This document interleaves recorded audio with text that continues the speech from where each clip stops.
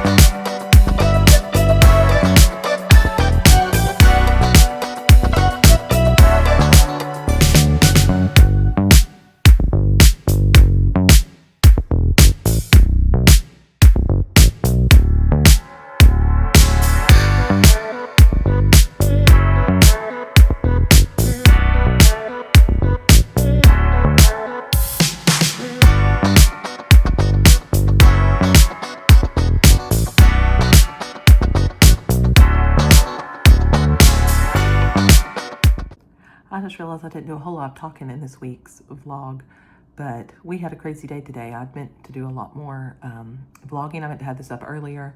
We had an orthodontist appointment that I forgot about until my husband texted me at 7:30 asking about it. So I had to get everybody ready in a rush to go to the orthodontist and rush out the door. So we did make it. We got everything done we needed to get done. My husband took off work and spent the evening with us. And my dad came out and like cleared a lot of trees on our land. So that was really helpful and wonderful. And he fixed our driveway. Our driveway was really, really bad.